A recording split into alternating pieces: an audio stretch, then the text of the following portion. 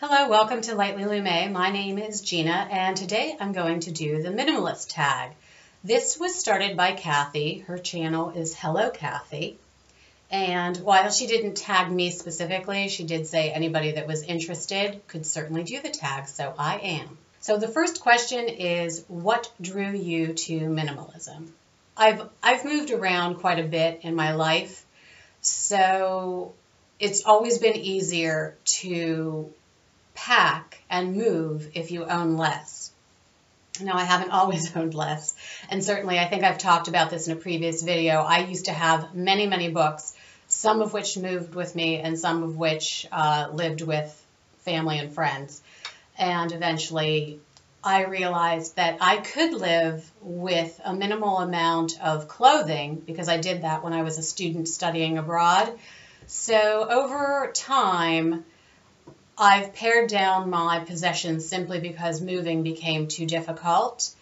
And also I discovered through some bloggers the Project 333, and that was very inspiring to me as well. Then I started watching videos on tiny houses and minimalism, so that's basically how it started. The second question, how did you start the decluttering process? Well, as I said, some of the decluttering happened simply because, having moved around a bit, I might have left some items behind or lost some items, so slowly my possessions dwindled. Then I might buy some more, then I would declutter. But one of the best tools I ever used was a book called Clearing Your Clutter with Feng Shui by Karen Kingston. That book opened me up to the psychology of keeping things, collecting things, and looking at something of value versus it just being clutter, or you're just collecting to have something and it might not really have any special value other than just the having it. So once I started that, it became a lot easier. Have you ever counted all of your things? If so, how many do you own?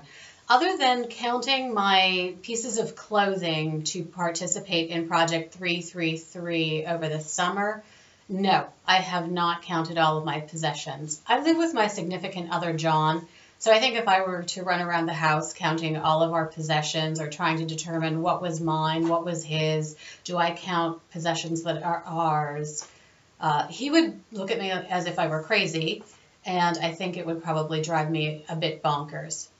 Although he and I are both kind of number crunchy nerds, so I could almost see us doing this. We'd probably put it in a spreadsheet first and then calculate it. But we're not going to. What are your tips for dealing with the desire for more? I think a lot of other people have covered this. Basically, my tips are this. I had a retail job that was my second job once I landed a full-time position when I moved back to Pittsburgh. I discovered that I was doing more shopping. So essentially this retail job just became a job to pay for all the purchases I made in that store. So quitting the retail job, being very selective about the YouTube videos that I watch. I also do not have subscriptions to beauty magazines.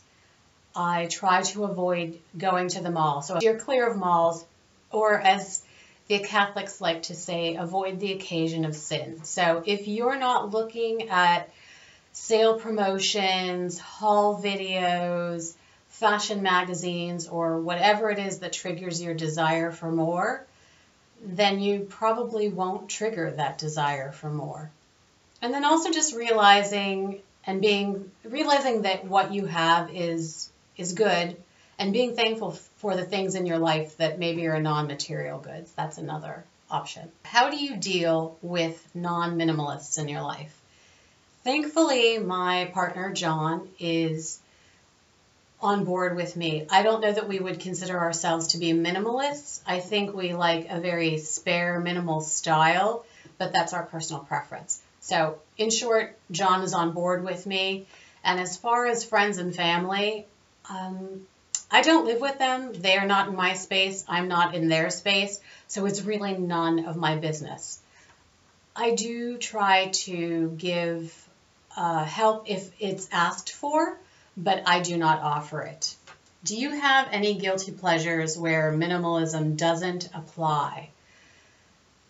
I do have one or two vintage items that I probably will never wear again, but they are just so beautiful that I cannot stand to part with them. At some point, I might.